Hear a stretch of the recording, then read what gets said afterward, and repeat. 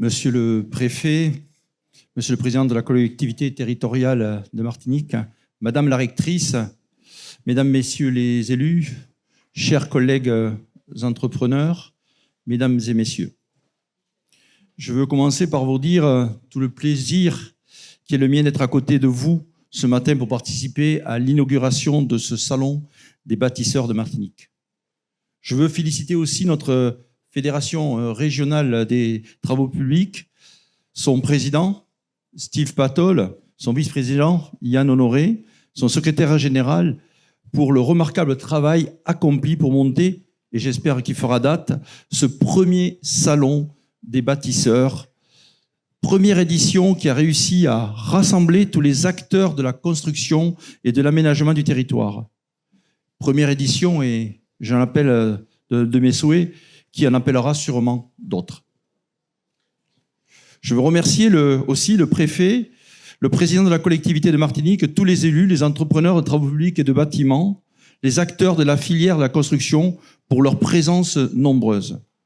Sans oublier le public et les jeunes martiniquaises et martiniquais qui vont venir, durant ces 2 jours, découvrir les métiers des travaux publics et nos savoir-faire. Ce salon des bâtisseurs est une belle initiative, une belle vitrine de nos métiers de la construction. Bâtir la Martinique de demain est un beau projet pour votre île. Un projet au service de toutes et de tous. Un projet destiné à améliorer la qualité de vie de tous, à donner de nouvelles perspectives économiques et sociales, à mieux prendre en compte les phénomènes et les dérèglements climatiques. Ce projet ne se fera pas sans infrastructures de qualité et performantes. Cela commence par des infrastructures entretenues et mises à niveau. Partout, on le constate, en France, en Martinique, comme en métropole, nos infrastructures se dégradent par manque d'entretien, par manque d'investissement. Cela vaut pour nos routes, de plus en plus délabrées. Cela vaut pour nos canalisations de plus en plus fuyardes. Cela vaut pour nos réseaux électriques où les coupures se multiplient. Nos concitoyens en ont conscience. Ils s'en inquiètent de plus en plus. Une étude faite par l'Institut Terram à la fin de l'année l'a mise en avant et a montré que ce niveau de préoccupation monte de plus en plus chez les Françaises et les Français. Nos infrastructures ne peuvent pas être laissées à l'abandon. Elles doivent faire l'objet d'une attention de tous instants. Il faut arrêter les à-coups et les politiques de stop and go en investissement. Seul un investissement régulier permet de résorber la dette grise et de conserver nos infrastructures à niveau. C'est ce message que je porte auprès de tous nos interlocuteurs, publics, ministres, élus nationaux, élus locaux. Je le dis aussi devant vous, mesdames et messieurs les élus de Martinique ce matin. Bâtir la Martinique de demain, c'est aussi développer de nouvelles infrastructures pour répondre aux besoins nouveaux des Martiniquais et surtout de la jeunesse de votre île. Des possibilités de mobilité nouvelles qui mixent mobilité collective, mobilité individuelle et mobilité douce.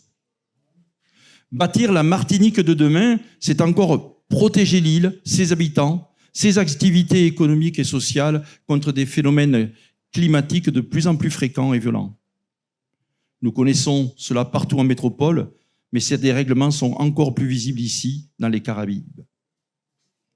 Pour y répondre, nous devons impérativement renforcer nos réseaux, nos routes, nos ouvrages, pour les rendre plus résistants et plus durables.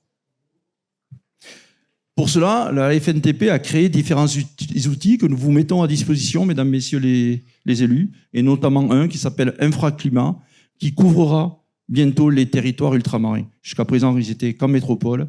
Maintenant, il va couvrir les territoires ultramarins.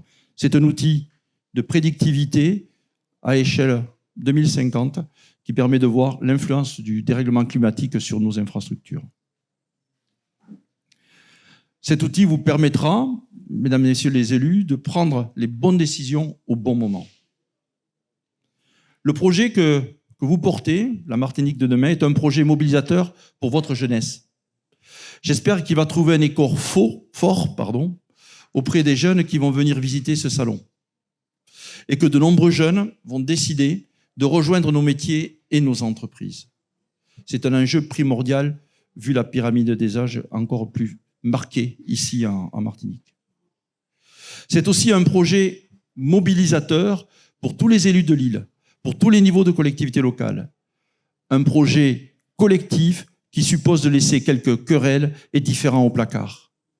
Cela n'est pas toujours facile, je le sais, d'expérience, et je l'ai connu ailleurs, mais le défi en vaut la chandelle. Ce projet, nos entreprises sont prêtes à le porter avec vous. Elles ont les compagnons et les savoir-faire, les compétences, les techniques et les innovations nécessaires pour répondre présentes. Mais encore faut-il qu'on les laisse travailler, se développer. Cela veut dire qu'on les paie en temps et en heure. Ça, c'est un vrai sujet sur lequel je me bats auprès du ministère de l'économie pour que les délais de paiement public soient respectés, mais vraiment respectés. C'est un problème en Martinique, mais comme en métropole et dans tous les ultramarins. Je veux vous dire que la Fédération nationale des travaux publics est prête à vous accompagner dans ce beau projet.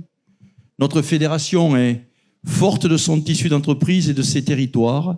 Elle est forte de ses fédérations régionales, et on le voit ici, le travail qu'elle réalise. Elle est écoutée des pouvoirs publics et des gouvernements. Nous sommes prêts à relier tous vos messages. Notre fédération de Martinique le sait, et je veux profiter à l'occasion pour saluer et remercier qui m'a accompagné, notre président du Conseil des régions, également en charge des ultramarins et qui est mon conseiller dans ce domaine, Monsieur Christian Churget. Je tiens à le remercier pour toute l'énergie qu'il déploie, qui crée ce lien entre les territoires ultramarins et la métropole. Ça fait partie aussi de mon mandat que j'ai souhaité, c'est vraiment être au plus près de tous nos territoires. Et je l'en remercie vraiment parce qu'il met du cœur et du sien pour arriver à faire cela. Et il porte un message, et vous comprenez ce que je vais dire, c'est qu'ensemble, on est plus fort et plus efficace. C'est pour ça que nous devons tous travailler collectivement. Vous avez compris que la fédération est à vos côtés, donc jouons cette carte du collectif pour que le projet de développement de la Martinique devienne réalité, qu'il soit au bénéfice de tous les Martiniquais, de toutes les Martiniquaises. Je souhaite une pleine réussite à ce salon des bâtisseurs, en espérant qu'il y en aura d'autres, qu'il devienne un rendez-vous annuel incontournable des aménageurs de la Martinique, qu'il puisse donner envie aux jeunes de nous rejoindre, et longue vie à ce salon. Merci.